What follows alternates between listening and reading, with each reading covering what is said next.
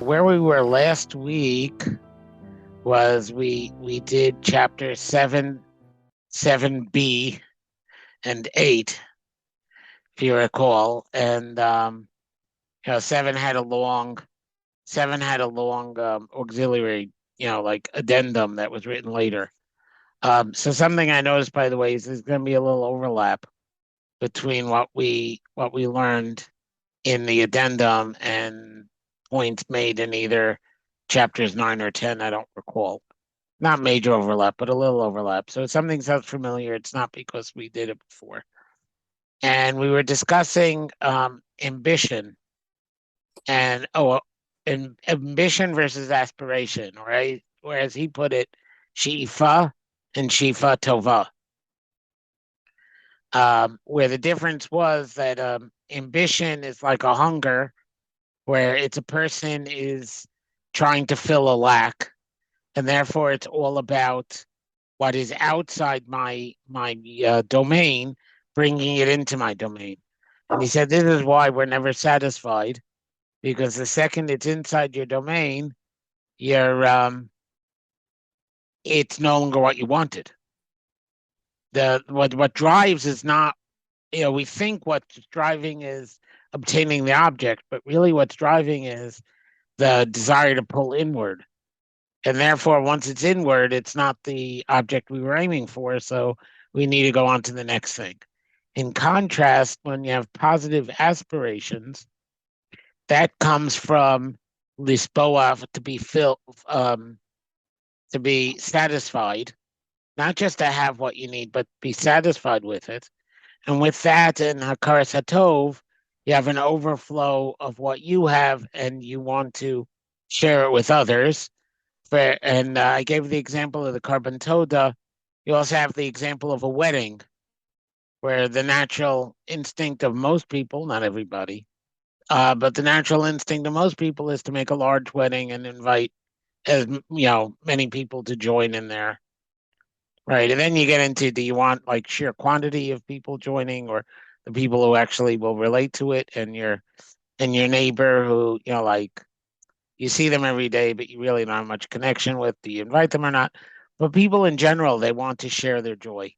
And that needing to share their joy is really what the will to give, the koach hanesina, is all about.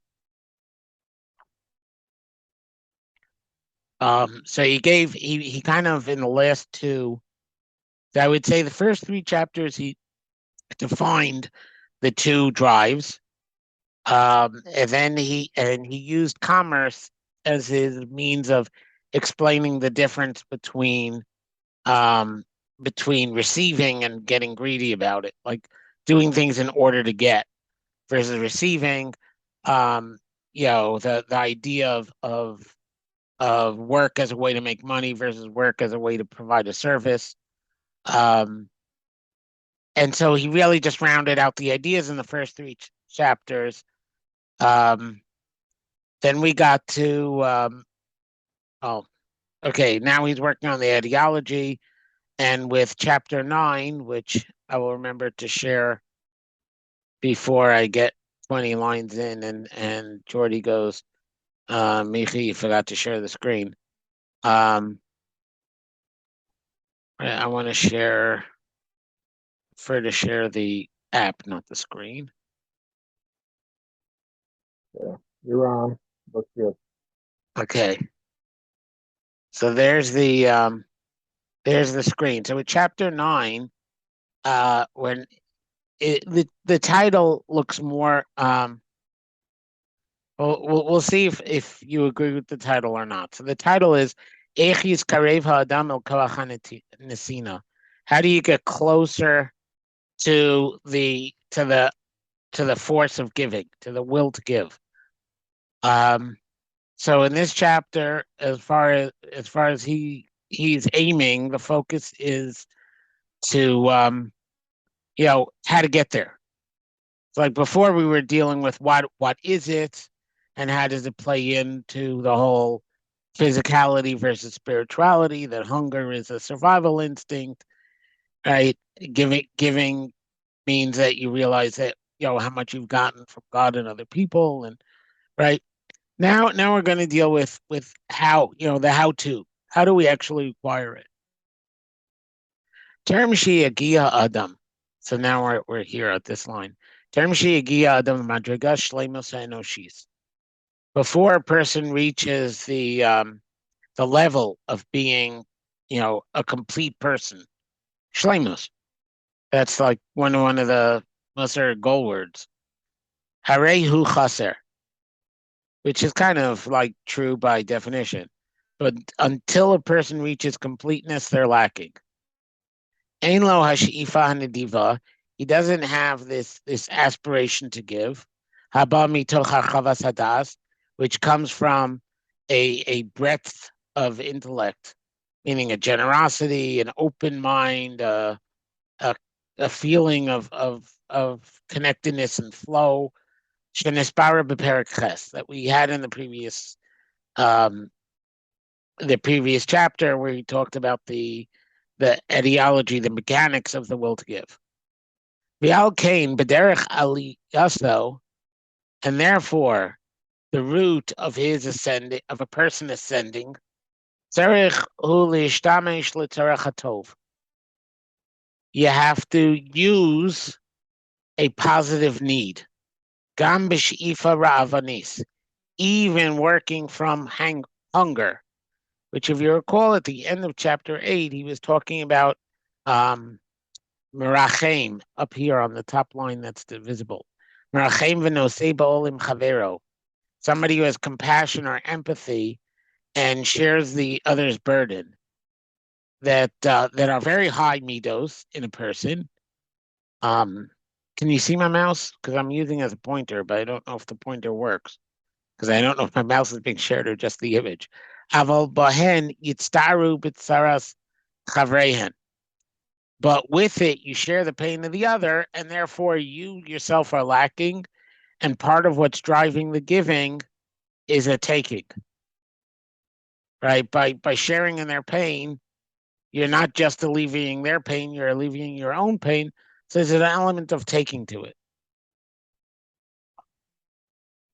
So now he's saying, if you utilize this, even though it draws on the ambition to fill hunger, she'ifa shel milui chesrono, a desire to fill a lack, novas mikorach hamoshech va'avas asmo, which comes from the power of attraction and self-love. So how do we get to the power of giving? We have to wisely use the power of taking. L'mashal, for example, bein adam l'makom, between us and Hashem, yaseh shalo lishma. It's okay, you can act without the proper intent. Klomar l'tzarech atzmo, for your own needs, right? Somebody who prays not because davening is a mitzvah, but because they want whatever it is they're asking for, and that's their driving force. Or, checks their mezuzahs as they're supposed to because a makubal told them that that's how they get, protected. Or, there's all these lo lishma motives people have for doing mitzvahs. Mitoch shelo lishma, he says in parentheses, ba lishma. And from doing it without, for personal motives, you'll come to doing it for the sake of the proper, spiritual motives. Yasem yira, act out of fear. Hainu sheyira lenafsho me'onesh. So he explains, when he says yira, he means yiras ha'onesh, fear that his soul will be punished. V'yas al manas l'kabel pras, or he'll do something positive for the sake of getting reward. Hainu shemevakesh schar le'atzmo, that a person wants reward for themselves. So notice that the lo lishma is built on a taking reflex, right? I don't want to get punished. I do want to receive a reward. It's all about that attraction. What do I pull toward me? And also when it comes to interpersonal, there are things like this. and also through empathy and the midos related to empathy, Banose Bolam Chavero, and sharing the burden with other. Lomi midas hatava hanikia hena. They're not the clean midah of just wanting to do good for the other. In other words, he's saying that there's an element of non-altruism in empathy. Kisibas Masehu, the reason why he's acting is haChessed tsar latzmo, by saging the other person's pain, haChessed tsar latzmo, he pushes away his own pain. Sheitzar bir oso es tsaras re'ehu, because he feels pain when he sees the pain of the other. And we had problems with this at the end of last week, exactly how negative he gets on this kind of empathy. Because when he talked about giving, he talked about building relationships with the other and feeling that pain as a natural consequence of that connection to the other. But this is what he's saying. He's saying that is a good step A, working out of empathy, and a higher level is to give because you're content with what you have and you're sharing it. B'nei kol eileh sharashim b'koach hanetila. All of these motives for doing the right thing come from the will to take. Sharei laman atzmo hu oseh. The person is doing the mitzvah or avoiding the avera for divine reward and punishment.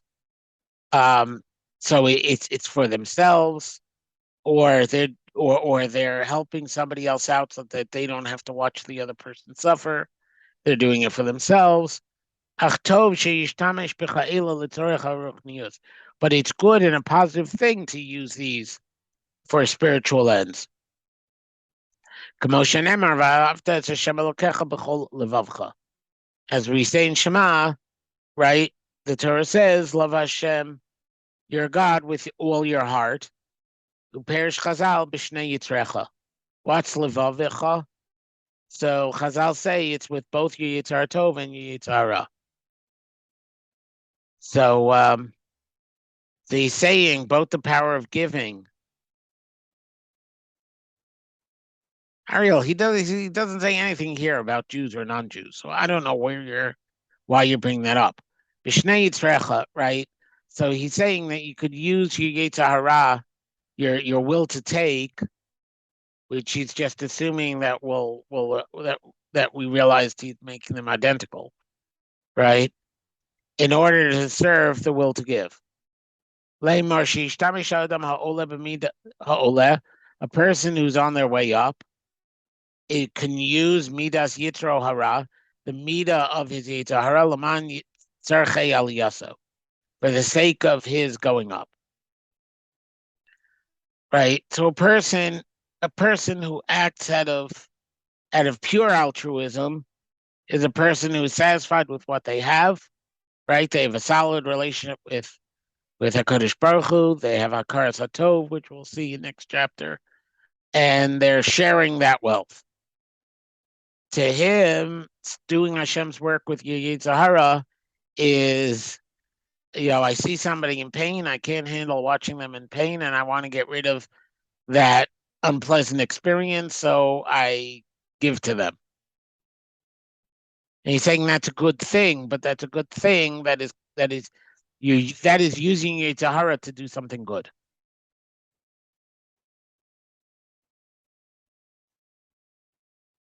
B'yesh bazeh davar nifla. And this idea has in it something amazing. Eitza tova, a good advice, good idea, ma'od, l'kinyan koach hanesina asher yisamik ba. To acquire the will to give and then deepen it.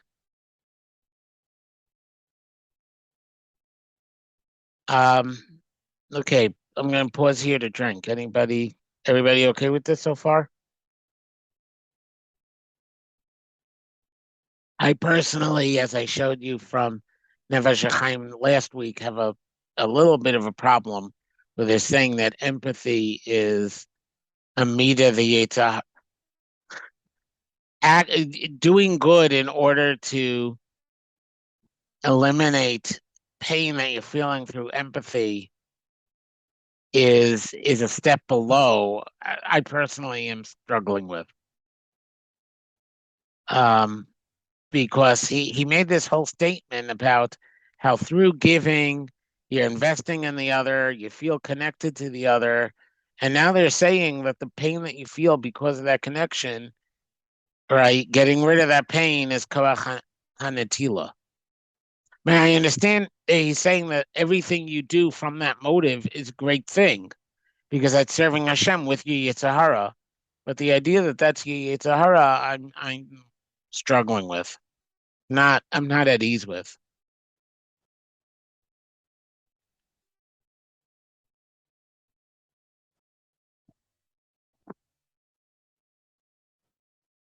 So the ideal, to get to Ariel's point, the ideal for a person is to get to the point where you're so content with what you have and not driven to get more, that your instinct when you have is to see who else needs. It's working out of an overflow. It's working. It's a, we've been calling koach hanetila an attractive force. For want of a better translation of the Hebrew, power of giving is a repulsive force. It pushes outward. It's like, I don't need everything I'm getting. I'm satisfied already. Why do I need something else? And so giving comes from this contentment with our lot. So one has to develop hakaras hatov, one has to develop bitachon, and all the other mitos that get into, not worrying about what if I lose, which was another subject he raised. So that what you have is enough, and not just enough, but you're happy with it, right? It's not enough to be it's not sufficient that you have enough. This is a point that we saw Rav Dessler made. There has to be sevilla, not just speak, but sevilla. It's not a quantitatively enough thing. It's an attitude of I'm satisfied. Hein koach umanus. This is the power of artistry. I would agree with Tina that this is FOMO. And when he talks about getting caught up in ambition and people having, even when you have, right, you're still worried about losing, so you still want more. He doesn't actually mention FOMO of you're just afraid that there's going to be an opportunity you missed on. But it fits his whole ideology that we had looked at last week. In koach homunus, so also the power. This is the power of art. Lavchin dvarim dakim b'koach hamedame. To analyze, to express, maybe not express, to analyze fine ideas, abstract ideas, through the power of comparison. Matana hakelhu. It's a gift from God. Hamin, the artist, yir'eh v'yargish prati pratim asher le'vichinam atzmam. An artist sees and feels little details that people may not, notice, may not experience. Valkain yivata osam, and then the artist, because they're sensitive to these things, they express them. In bitvarim, whether it's in words, because writing is a liberal art. It doesn't mean art in the drawing sense only. Obichtav. In bitvarim, either in speech, like rhetoric, obichtav, or in writing, ibipesel, or in sculpture, obitmuna, or art, drawings. Tzarich drawings is more limited. My daughter would say, "No, you don't mean drawing because the sketch is not drawing." Okay, tzarich liyot amen. This is my daughter, the art minor. Tzarich liyot amen gadol livetat. So a person has to be a great artist to express, for example, as rigshay ha'em b'dagasa lebana, the feelings, the anxiety of a mother when she's worried for her children. Echi margeshes, how she feels, chosheshes, and is worried, bedakos, bepratios nifla, in fine and amazing detail. He ba'atzma lo titzarech la'amnos. The mother doesn't need the artist to tell her how she feels. He b'tiv'a osa. She naturally feels this way. Aval kasher yivtu haragashos dakos ka'elo, when they express these abstract feelings, hinam osim roshem benefesh kol adam. When the artist expresses them, they create an impression on all people. So the artist gives us a way to share others' feelings. And he notes that this is done by the power of medama, of analogy, of metaphor, of I was going to say image, but that's a little too literal. Inesh Sam Hashem Yisbarach es nitzos ha'umanus b'chol echad mibnei adam. God put a spark of artistry, of art, b'chol echad mibnei adam, in every person, imrav o ma'at, whether God gives them more or less. B'chol asher yisbonin v'yitzayer la'atzmo, and everything that he understands and paints a picture for himself.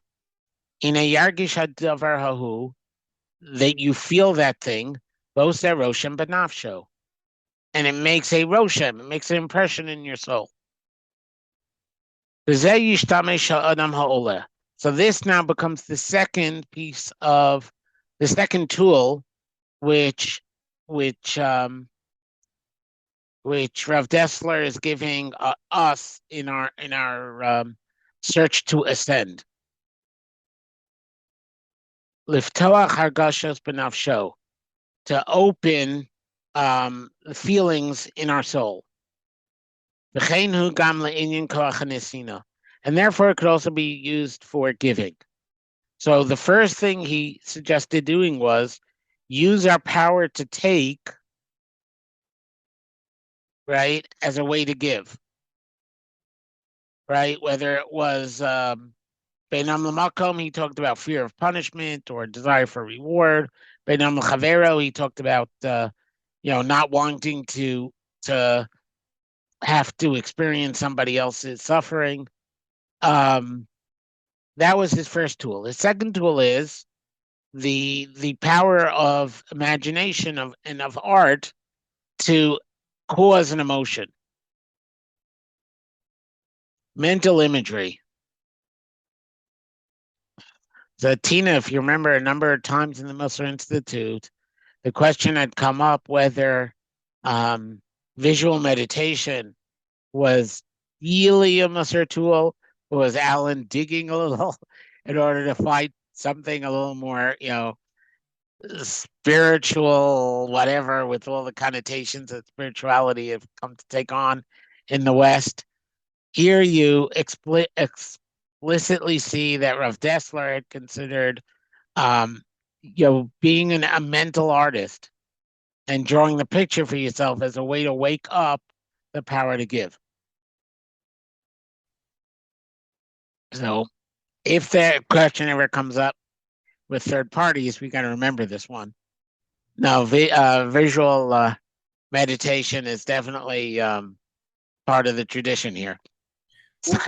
What was the audience of this? Is this part of Mikta Meiliau's that became Strive for Truth? Or this is right.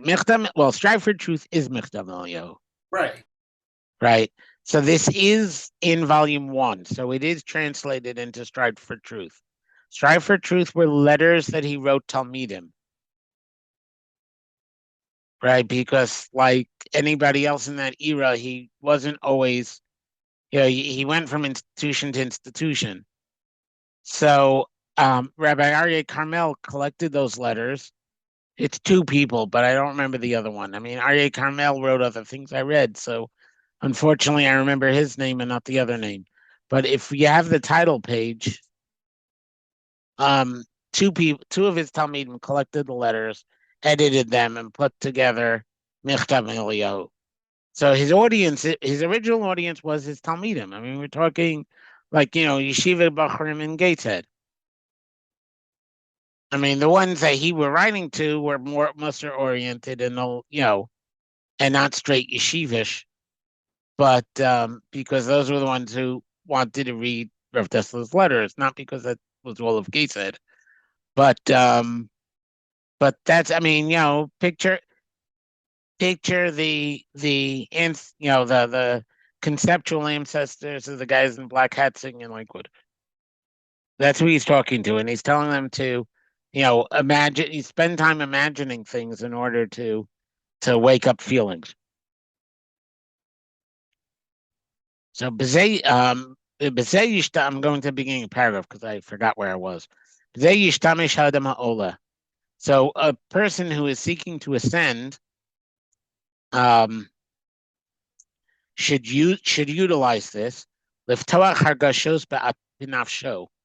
open feelings in his soul. And just as you could use this in general to awaken emotions, we should be doing this to develop the will to give.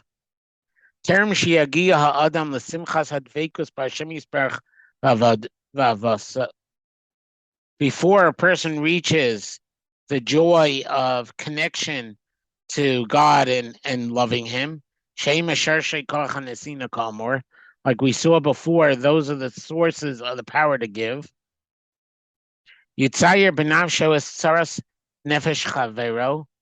Person should imagine in their soul the suffering of somebody else's soul, B'dagasov and his worries, l'chol prateim, in every detail, v'chalkeim and part.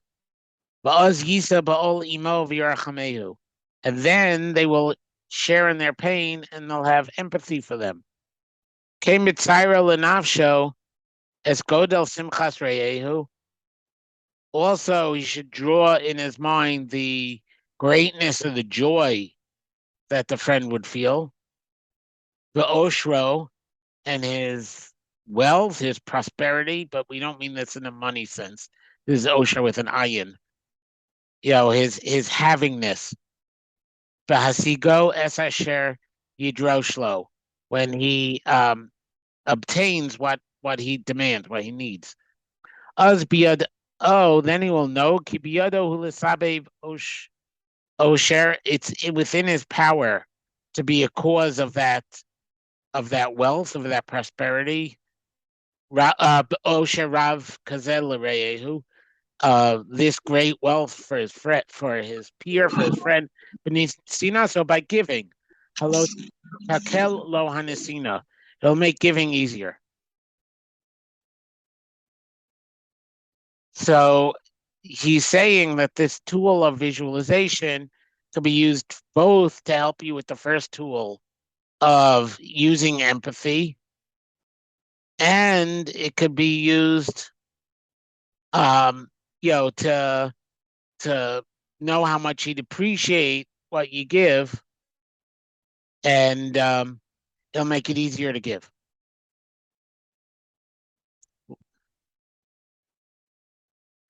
The imlo taspik avaso esreehu the follow love al yedei tzuyur. What happens if a person tries all this and it's not enough? It's not enough love of the other to what's it called? It's not enough to cause a love of the other through this imaging. Adayin yochol yishtamish b'yira. So fall back to my first tool. Use fear. Largish es chiyuvo lios nosein. Instead of doing it because you want to give, do it because you have an obligation to give. The koach hatziyur yagid lo eichanosein tzarich lahargish. And he could use imaging, the mental imaging, to show him how he ought to be feeling. And when a person tries to do this act of chesed,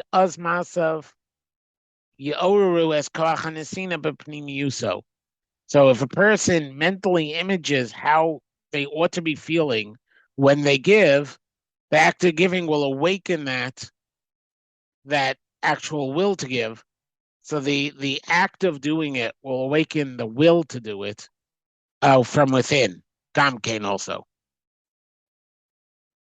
I'm reminded of this, a quote from the Alter of Slobodka that I saw in Rav Wolbe. So Rav Wolbe has an essay that I've utilized a lot. It's called Frumkeit. And it warns you about the dangers of Frumkeit. Because Frumkeit is an instinct. And instincts are survival. And therefore all about the self.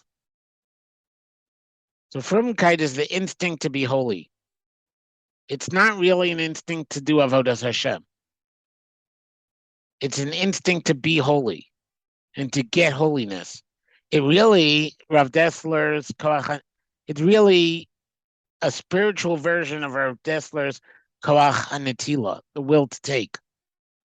Because you're trying to get holiness, right? And it's all about the self, and it's the hunger of survival, right? It really fits his image of Koach HaNetila, the will to take. So along the way in this rather short chapter, Rav Wolbe quotes the Alter of Slobodka. The Alter of Slobodka says, he uses it, so Rav Wolbe uses this as a contrast between Avodas Hashem and Frumkeit. So the Alter of Slobodka says in the pasuk, "V'ahavta l'reicha kamocha." Love your peer, love your neighbor as yourself. Do you love yourself because it's a mitzvah? You love yourself because that's natural. So somebody who is so sure that they are doing v'ahavta l'reicha kamocha lishma because Hashem said so, they're not doing a kamocha. Mitzvahs bein adam. There's a essential paradox in doing mitzvahs bein am l'chavero lishma. Right? Because the second you make it because God commanded, you're not really doing mitzvahs bein am l'chavero for the chaver. So I mean, so how is Yurat HaOnesh taking? Yurat HaOnesh is taking in the sense that you are focused on what you're drawing in. Right? Right. That's why he sometimes calls it the attractive force. Right. Basically what he's saying here, I don't think I wrote it on this notes. No, I wrote it the notes before chapter 11. But I'll say it now because it came up now. Koach HaNosein, the will to give connects us to others. Koach HaNotel is very self-focused, so it disconnects us from others. The Notel is using others; they're not connecting to others. Whereas Koach HaNosein is building up relationships. Right? A person who's afraid of punishment is acting for the self. Everybody else is just part of the background for how do I get my own needs met. Well, yeah, I mean, like, what would you rather, if you weren't afraid of Onesh, you would rather be in a world of sophisticated, I guess, hedonism, I guess, and, not necessarily gross, but, your needs would always come first, I guess. Well, in the world of the no-tell, yeah. So the reason why this reminded me of why what Rav Dessler writes here reminded me of what the Alter says about V'ahavta l'recha kamocha is he talks about lahargish es chiyuvo liyos nosein. That yira is feeling the obligation, and notice obligation there is stretched out. Liyos nosein, to be a giver, and then you if you imagine what you're supposed to be feeling when you're giving, it'll wake up the actual feeling. So he makes this distinction between feeling the obligation to give and acting because it's your duty, and giving naturally just out of this overflow. And it made me think of the Alter of Slobodka's distinction between, being nice to others because it's a mitzvah, and being nice to others, hamocha, the same way I'd be nice to myself.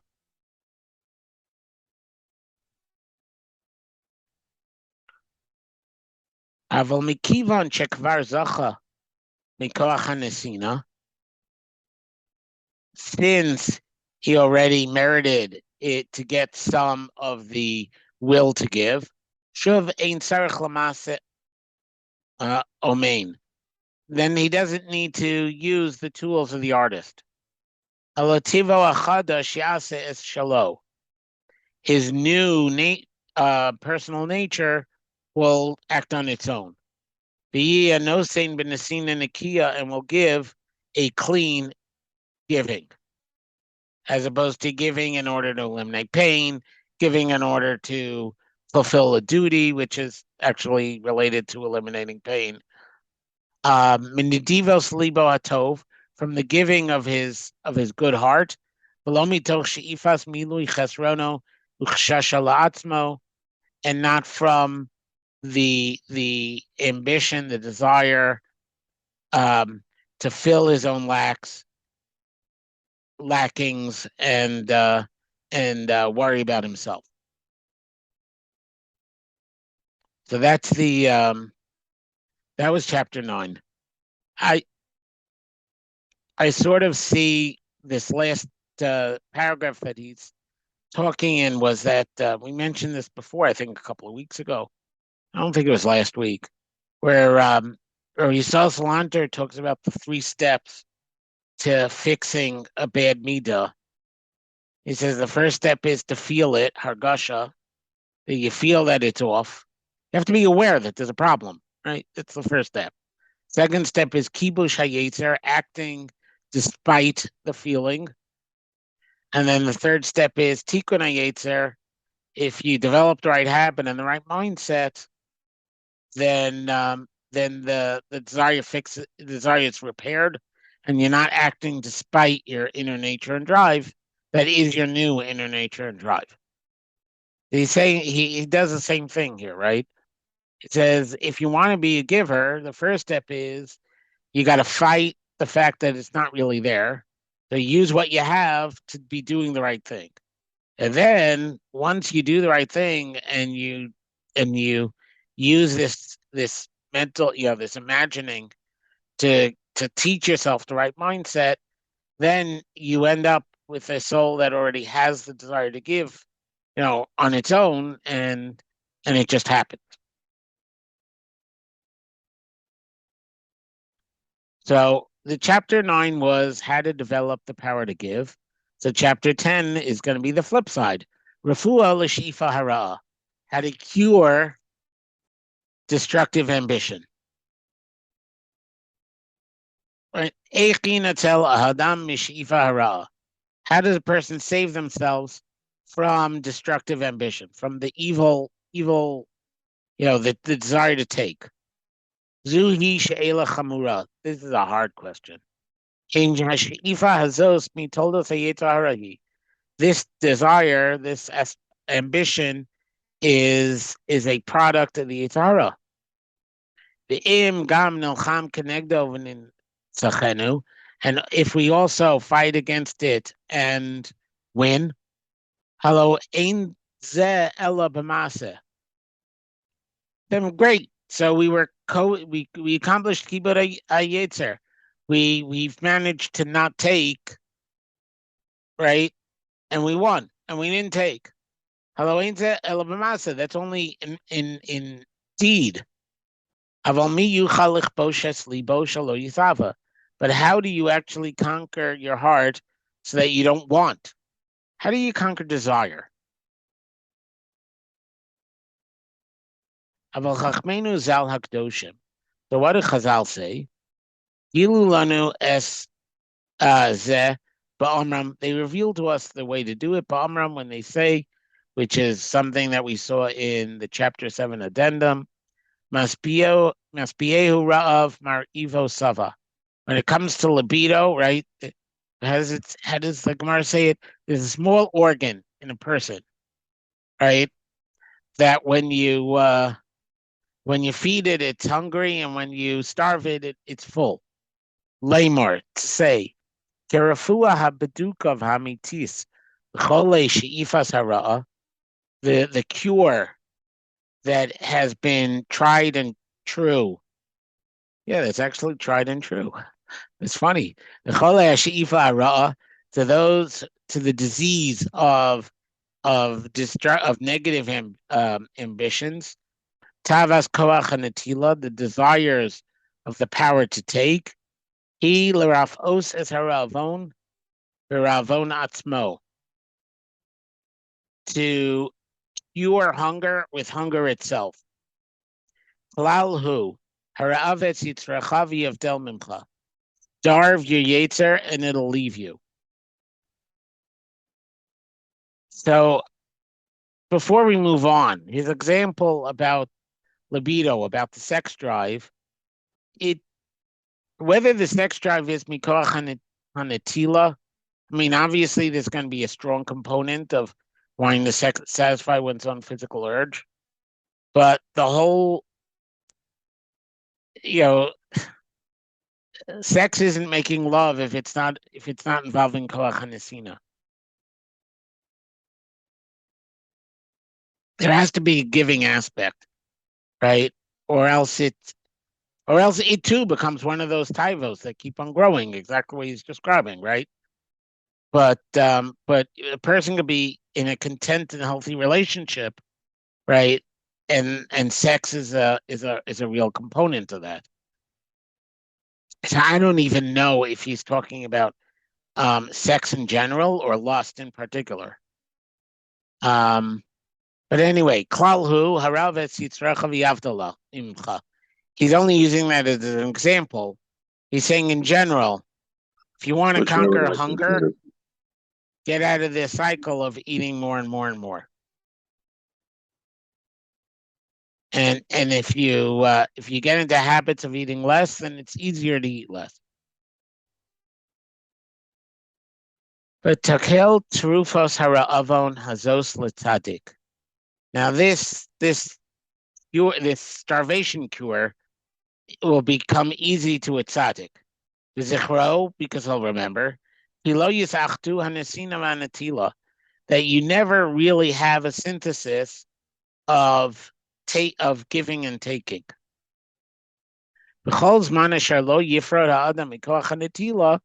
And whenever a person doesn't separate from the power of taking lagamre altogether, lo yiyeh won't be a giver.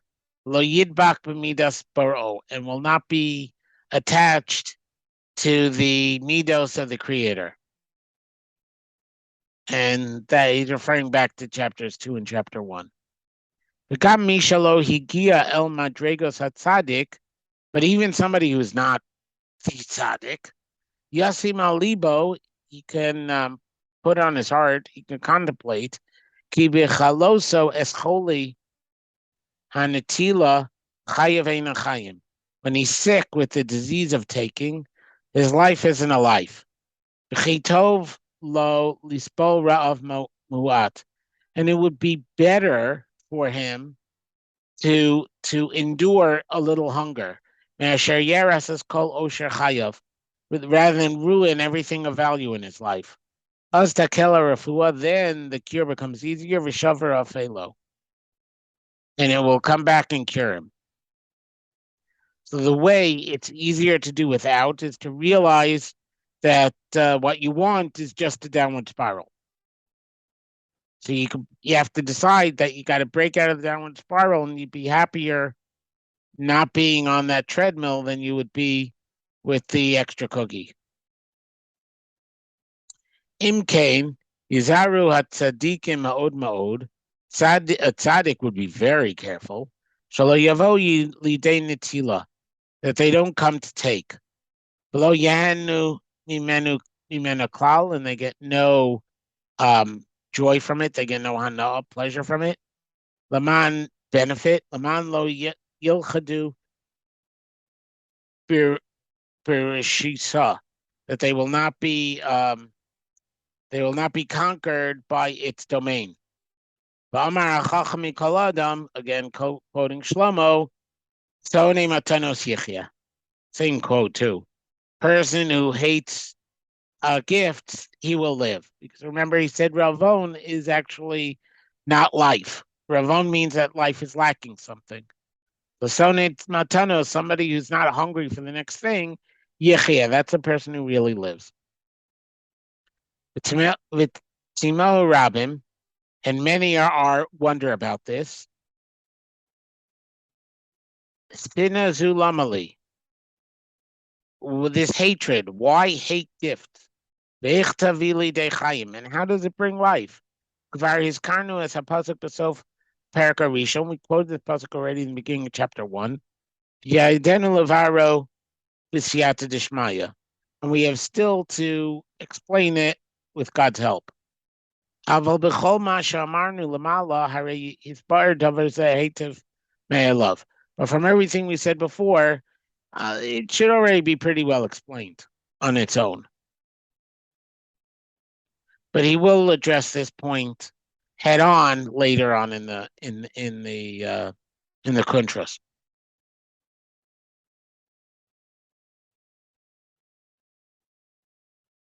Anybody there? Yeah, we're here. Okay. Hakaras hatov, gratitude. So hakaras, there are really two midos that he's going to be discussing here. Mahena hakaras hatov v'hoda'ah. What are hakaras hatov and hoda'ah? So what's the difference? How is this two different idioms? So to be honest, the way he uses them, they might as well be synonymous.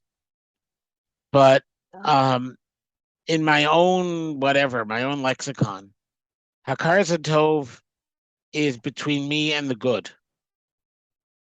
So I recognize hakara, right, is to recognize, like I recognize my friend, I know who that is.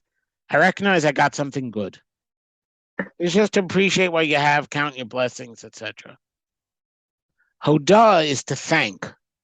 So it's me and the provider. Right? There's a recognizing the good is just to be happy that I have something, to notice I have it, to appreciate that I have it.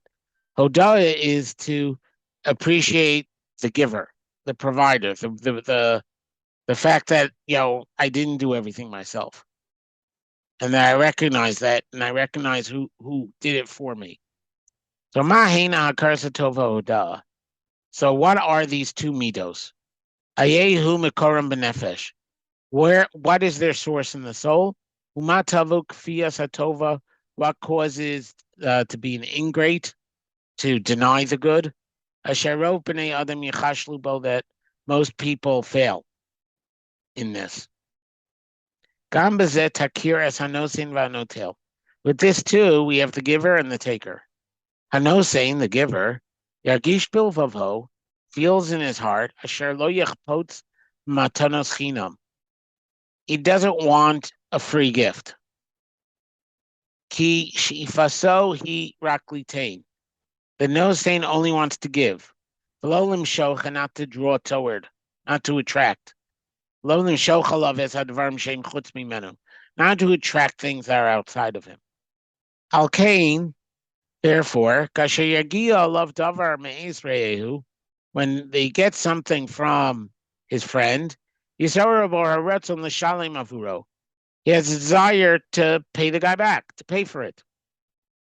Ve'im lo yuchal lasos, and if he can't, libo yarkish bechovas tashtlumin, he feels the indebtedness, right? The need to fulfill it. Zuhi asher nikra Allah b'shem hodah, and this is what we call thanking. Aval notel, but the taker, isn't that Jordy? The taker, yesh if tadir limshoch alav. Yeah, that's how I knew it was you who sneezed, because you were the only other one not muted. Yesh of tadir limshoch alav as kol asher yuchal. He's always trying to bring to himself anything he can.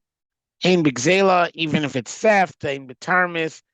Ein b'matana, whether it's theft, it's a con job, it's a gift.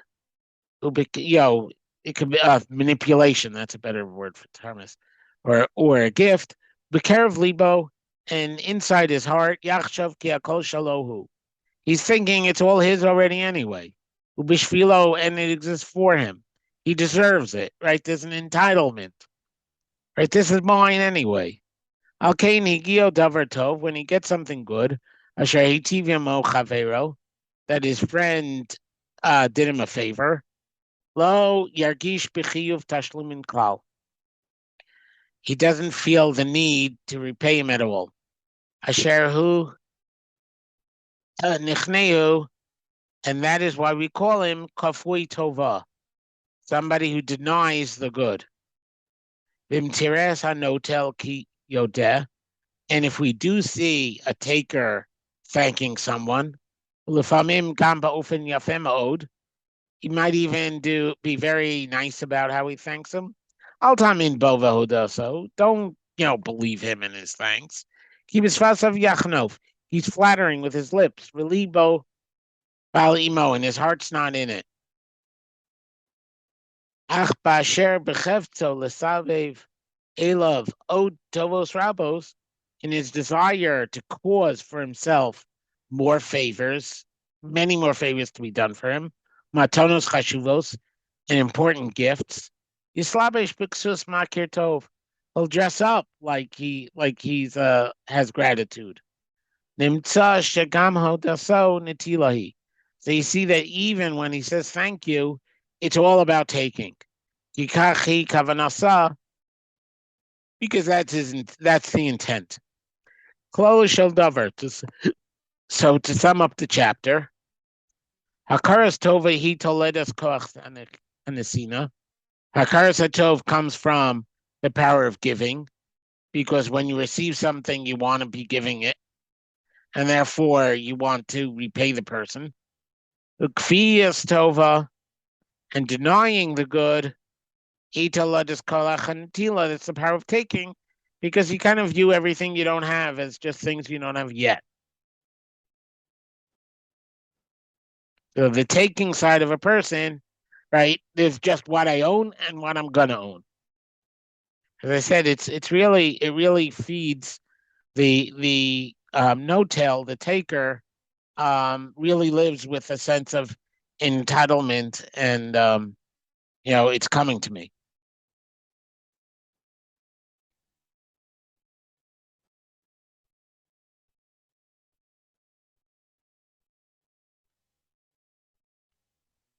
So,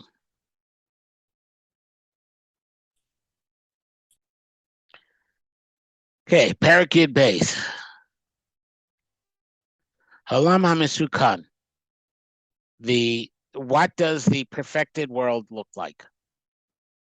Shaluni, if you'd ask me, if God really doesn't want us to be takers, he'd be sufficient for a person everything that they make for themselves. Remember, we talked about the person who is happy with what they made being greater than the Yarei Shamayim.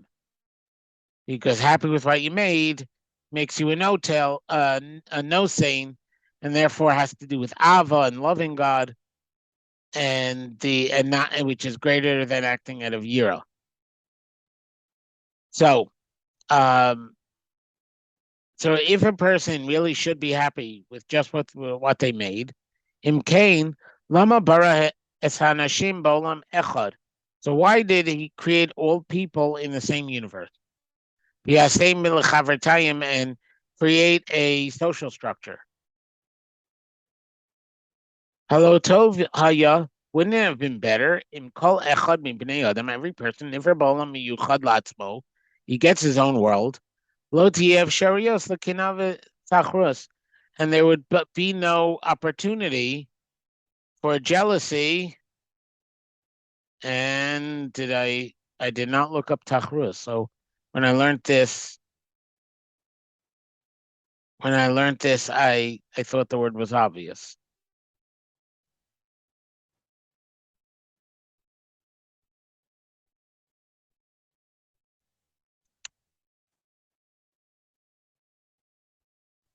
And Google Translate says, competition. And I did look it up, I just never wrote it down because that is very, very familiar.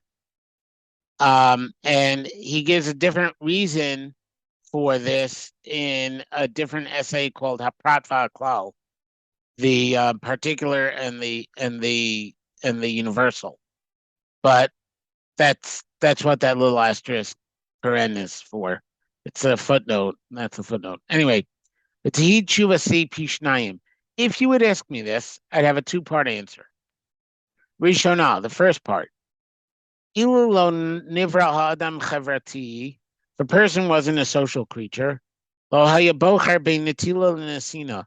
would be no choice between taking and giving. Person wouldn't take because by nature there'd be nothing to take from. The desire of God in creating people was that we're free will. We have a choice between good and evil. And we would choose good.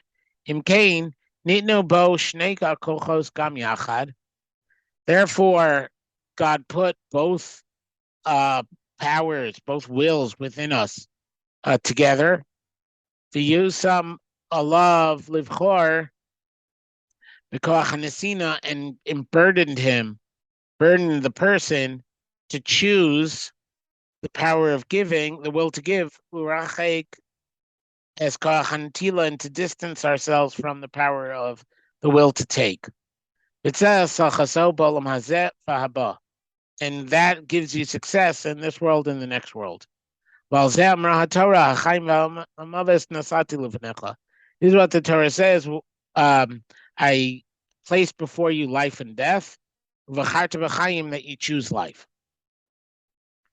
Right? And now we understand how literally he means that, because he sees the power of taking and hunger as a lack of life. You're focusing on what you need to live. You're not living yet.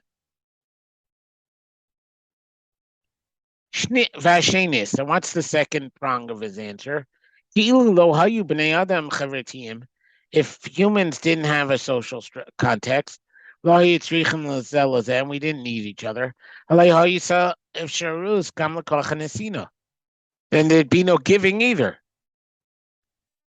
Who would you give to if you had nobody to take from you, to receive from you? Take is the wrong word, right? Yekabel, to receive from you. Now let's say one of the chaver come back to me and they ask, Im Kainhu, if it is so, Shein Mitzias Lenosain Bilti Imia Gama Yikabel Mimenu. If there is no existence to a giver without there also being somebody to accept from him. Hello, Yishkam Rabba B'Masei saying, oh no, this means that every time you give, there's a an element of tragedy and evil in it. He said, "Es chaver lenotel." By me giving, I turned the other person into a taker. You're also telling me that there's no such thing as a perfect world. Can't be. If all people were givers, who would be receiving? These are beautiful questions he asked. Aval, this theoretical person asked, one of the chevra, right? Aval amamik lachashov, somebody who thinks a little deeper, you might say she'inyam is parameatzmo. The whole thing is self-explanatory. V'zehu, what is the self-explanatory explanation? Hefresh gadol yesh bein hamekabel uvein hanotel. There's a big difference between the recipient and the taker. V'chein bein hanosein, and also between the giver, lasher yikhu mimenu, from the one they take from, they receive from. And we should be very careful not to confuse the concept. I sort of touched on this in the beginning in chapters 2 and 3 when we were dealing with commerce, because I thought that distinguishing between taking and receiving was kind of the only way to explain what he said. But here he explains it himself and in more detail. Yesh Adam, there's a person, asher yikach v'gam yikchu mimenu. He receives and others receive from him. Hu bal koach hanetila. He is a person of the art of the will to take. Asher lekichaso ba mishorish avas atzmo. He is receiving because he loves himself. He receives and he wouldn't give at all.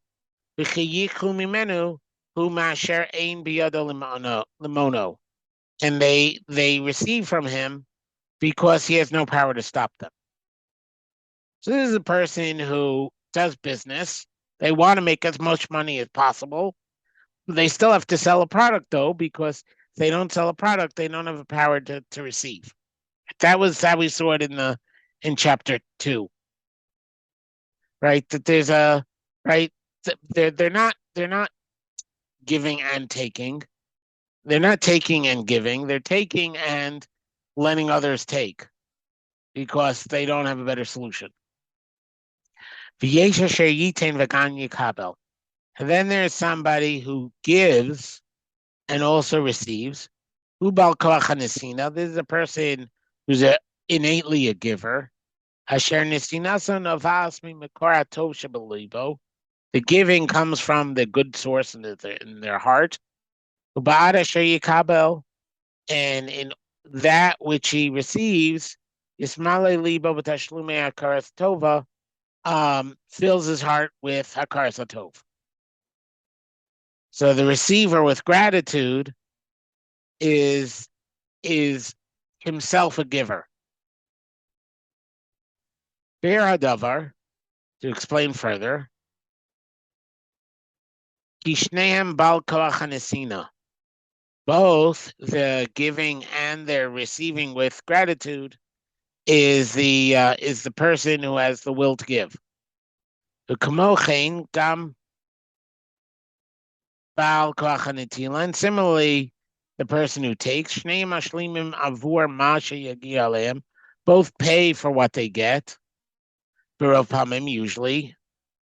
Amnam hanosein lo yachpotz l'kabel b'li tashlumin. The difference is the giver doesn't want to get without repayment. Or at the very least pays with gratitude. And the taker doesn't want to pay at all. Only because nobody will give him if he doesn't pay. So then, against his will, he'll pay. Mayata me'achar sha'adam zeh asher koach hanesina bo yishalem lemetiv imo b'akaras hatov. And from this point, now that the person who is a giver, who has a will to give, pays in for what he gets in gratitude, when he does this, lo yisiftach lo olam. It never will open within him the desire to take it all. Even if he receives a lot from others. So in the perfect world, everything you receive is so a source of hakaras hatov in connection with the other that it never becomes netila and all about me and drawing to me and how do I take things that are outside my sphere and bring them into my sphere. It's not that kind of netila. Even what I get is gratitude and connectedness to the other, and therefore is a no sin. Now that's the sorry. So now let's take a second and describe the broken world. Yirbu bohan notlim. The broken world has a lot of takers. They receive and they grab one from the other. It's a rat race, right? This is the everybody trying to get what's theirs and then some. Seder chavarti kazeh, this kind of society, hu asher yirbes hakina v'ischaros. This is where I looked up the word. It wasn't up above. I didn't notice it till down here.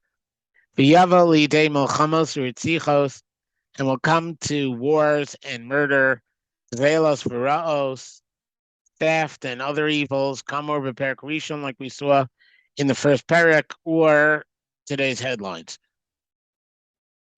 I mean, this is the world we live in, right? Everything is how much you could get, right? The competition is fierce, right? And we live in a world of rising crime rates. He's saying it's all one thing, right? It's all the sense of entitlement, the lack of gratitude, the ownership, the how do I get mine? Avalolam hamasukan, but the perfected world, kol adam nosein v'meitiv. Everybody gives, and they want to be a benefit to others. Ulvavo yabia hakaras tova, and his heart will express gratitude and appreciation. Akol ala sher yikabel merehu, that when received from one of the friends. Chavaras b'nei adam, such a society of people, biyosa kacha, when it's like this, hi achevra hametukana umu'usheres. That is a fixed, a healthy society, and an enriched society, a blessed society. Rabbas hashalom v'ava, full of peace and love. V'yasher yichbot Hashem ba, and that's what God wants for us. Yesh remez le'inyan zeh b'masa muva b'medrash Rabbah. Before we do this Medrash Rabbah from Parshas Noach, we're all on the same page?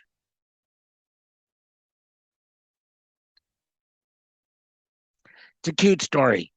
So it says in the beginning of Parshas Noach, tells a story about Alexander Mokdon, Alexander of Macedonia, or as we call him, the Great. Halach Melech Katsi.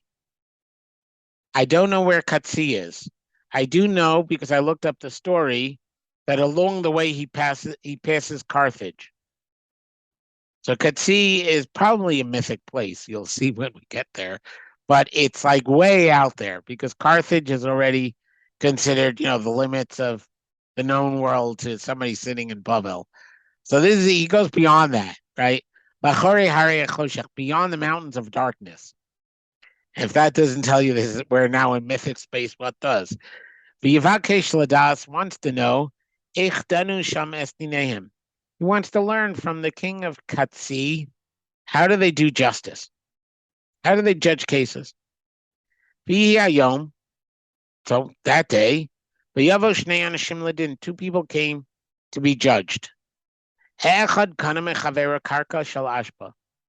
guy bought garbage land. He found a buried treasure in it. So the buyer argued, I only wanted to buy the land. I didn't intend to buy have a great Shabbos, Tina. I didn't intend to buy the treasure. And the seller should take his treasure.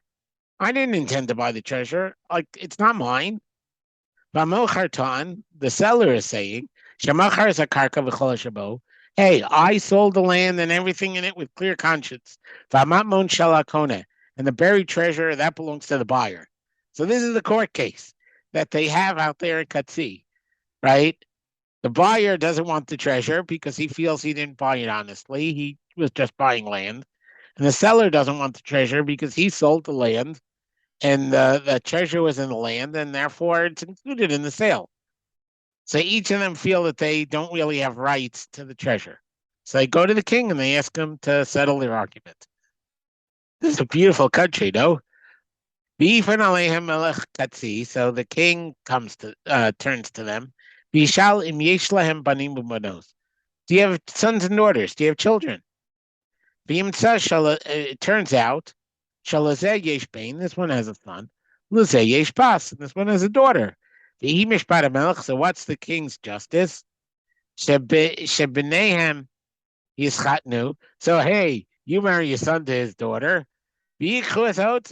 and they'll inherit the treasure together. I mean, if you think about what the son and daughter might think about this, that misses the point. But it's a cute resolution. Alexander Pitmia. So obviously he sees Alexander the Great is amazed, befuddled. Vishalo so and says to him, Mal, lo tov Dante, what? Didn't I give a good judgment? If this happened where you live, back in Greece, how would you have judged it? Alexander said,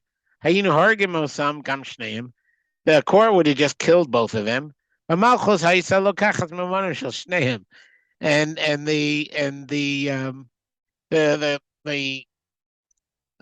government would be the beneficiary of both of them and would take the money.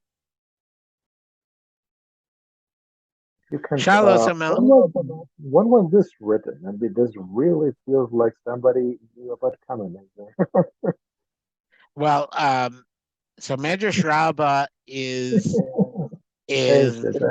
right. No. I mean, it's written in. It's recorded a little after the Gemara, like a little meaning I don't know, but a couple of centuries. I mean, 1 century. 700, 800. Just. So I said a couple of centuries. But really, a lot of it is oral tradition, and you can't date it to when it was published. Well, you could say it stopped evolving at that point because that's when it was written down. But there's some seed of this story is probably, I don't think it dates back to us being, under the Greek Empire. But it would be cute if, during the days of the Hasmoneans, when the Greeks were the bad guys, this is the way we portray them. You know what I mean? It definitely sounds like a legacy of that attitude. But anyway, Shaloso Melech Qunterus. So now the king of this kingdom somewhere out in West Africa says to him, does the sun shine on your country? Amar Lohain, yeah. Shaloso Shuv. So he asks him a second question. Do you have animals? Amar Lohain, yeah. We have farm animals where we live too, yeah. Amar Melech Qunterus Alexander. So the king of Qunterus says to Alexander, the rain in your country, it doesn't fall on your merit. And the sun doesn't shine for you on your merit. Ella for the merit of the animals. As the pasuk says, because this king of Qunterus, of course, knows Tanakh, Hashem saves man and animal. Adam is chus behema. Sometimes Hashem saves the humans in the merit of the animals. That's why I was careful to translate behema farm animals, because those are the ones that really need people to survive. HaMedrash Yira Lanu, so this Medrash shows us the Masiyah Nifla Hazos, in this amazing event, story, Asher HaMerchak Harav Ba'atzum, the great distance, Shebein HaNosnim VaNotlim, that exists between givers and takers. Shabo Shnei Nosnim. So what happened in the land of Qunterus? You had two givers. They both came. They each didn't want to receive unfairly from the other one. So they came before the king of givers. No, it just hit me. I was calling Qunterus the land at the the far distant land. Kate means edge or end. So it's literally being called a country at the end of the world. And maybe even in the language of the Medrash, it's describing it as the country at the end of history. Because of that whole, the progress toward a messianic redemptive state. And maybe that's why it's called Qunterus. Like Parshas Miketz Nasaim Yamim, at the end of the 2 years. So Qunterus is at the end of history. I don't know, whatever. Enough fantasizing. So, what happened? So what happens when these two givers come to the king of the country of givers? Who dan lahem hishtatfu. His judgment is go into partnership. No, it's a much better mental image, by the way, than utopia. Utopia means it never existed and will never exist. This is the dream of what we want to exist, what we're working to make exist. But if you have a literal belief in all 13 Ikari Yamuna, we believe will exist. There's not utopia that inherently doesn't exist. But okay, I think that's one of the major things Hanukkah got for humanity was leaving the concept of time as a cycle and putting in that Jewish faith for the future. The whole idea of progress. We start with spiritual, not physical progress. Well, the whole idea of progress came from came from Hanukkah. Came from us teaching, saying that Plato's idea of time as a cyclical process just isn't. There's an Adam and there's a Mashiach and there's a process and there's a progress. But anyway, Hikacha himidas hanosnim lishtatef b'nesina v'gam b'kabbalah v'hiya olam shalem. The way of nosnim is to go into partnership with giving and also with receiving, not taking, receiving. V'hiya olam shalem, and then the world is complete. So lishtatef b'nesina comes to what? The win-win. We would say in modern business parlance. The giver wants to find the win-win, to be a shituf in netina. Everybody gets to give together. Ubelev melech hanotlim, but Alexander, the king of the takers, haya mishpat achera. He had a totally different set of justice, of fairness. Yomar ladunas hanosnim atzadikim.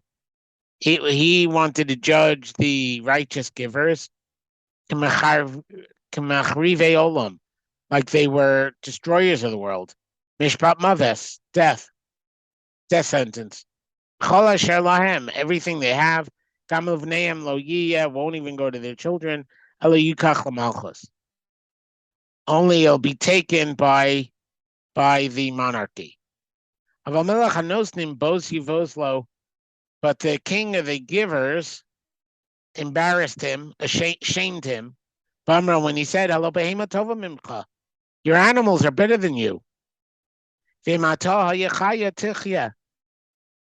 V'imata gam chaya tichya. And you live like the animals live. B'zchus habehemahu. No, sorry. If you indeed live, b'zchus habehemahu. It's for the sake of your animals. Ashahim gamlo teda lahativ. Your animals also don't know about being good to others. Lagamlo tira kamocha, but they don't destroy like you do. Namtinu lemedim klalo shel davar. So let us learn the principle of the thing. Hanotlim mireim zelazeh. Takers make life bad for each other. Yanotel osek gamzeh shenotal mimenu lenotel. The taker turns the one he took from also into another taker. He's going to go and demand what he's now missing because it was taken from him. But givers, they complete each other. Because the nosein turns even the recipient lenosein into another giver. By recognizing the good that they gave Asher Kibel, which he received. We're not going to be able to start another chapter. So the giver, because it's a haChessed hatov relationship, and therefore one of shituf, one of partnership, giving inherently generating the win-win and the healthy community, that causes the other people to be givers, even in the way they receive. Whereas the taker just creates lacks, and therefore the next person has to fill their lacking. The giver is not creating needs for the other person to aspire to fill. The taker is creating needs for the other person to aspire to fill. So you end up by taking, each person becomes more and more self-focused. Society where there's a handful of takers will grow. You'll end. I mean, if they pollute the pool, right? They're creating more people who have more demands, who become themselves takers, and so society collapses.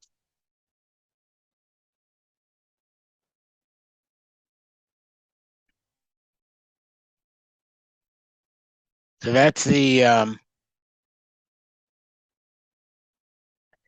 news, folks. I mean, I think it's a fairly accurate diagnosis of what's going on in the world today. We have greater entitlement. As entitlement goes up, you see crime rate goes up. I was thinking, possibly historically correlated. This is a matter of the importance of the social contract. I mean, you're looking at collective effects.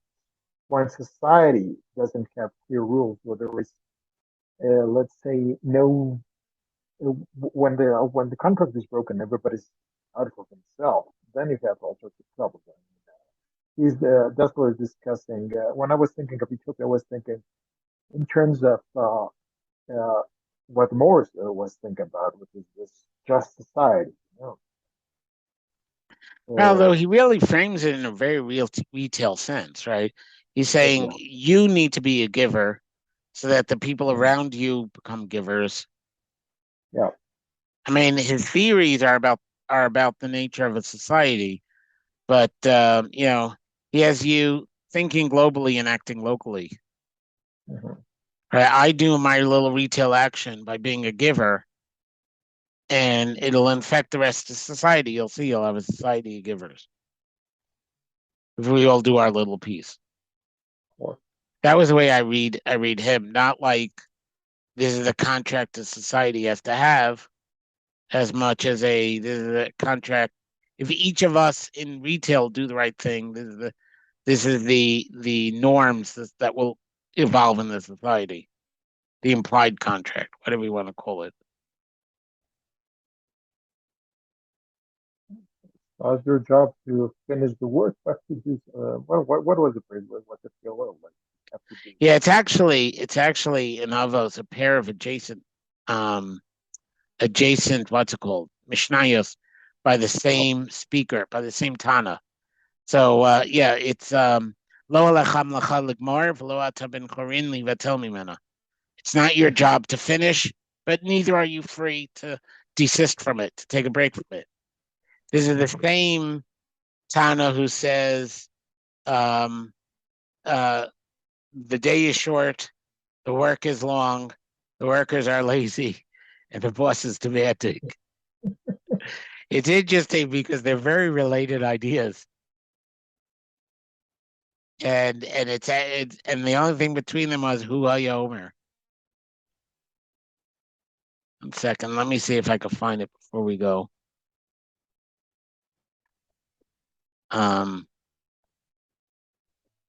Always find it. I'm going to send you folks something on the chat. It's a quote from Flatland, the book by I think it's Abbott. Yeah, regarding, it is. Yeah, I have like 5 copies. Yeah, I love this. Regarding when Dessler was riffing on a world for each human being, how will that work? Read this. Let me know what you think. Pretty much covers it. So yeah. So I found it. Rabbi Tarfon said, this is in Avos Perak Base Tesvav, so 215.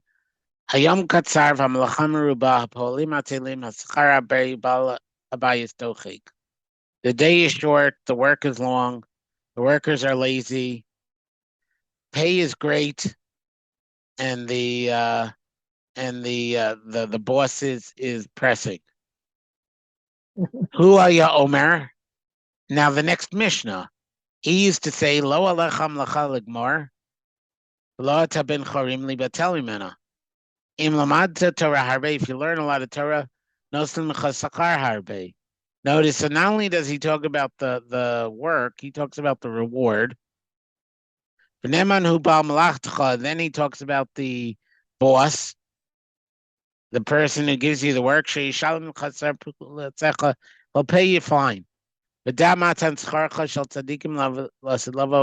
you should realize what the reward is for tzaddikim in the world to come. So it's really like very much 2 Mishnayos that say the same thing in 2 different ways. I don't know why, but that's why it's stuck in my head, is because that puzzle is on my to-do list. Not for this month, just it's always bugged me. Like, why would you record the same idea in 2 different Mishnayos in 2 different ways? Like, what's the nuance? What's the nuance that what the second mission is teaching you that you didn't get in the first one? Like that kind of thing. And what's the nuance that you need the first one that the second one didn't make the first mission? This perfect.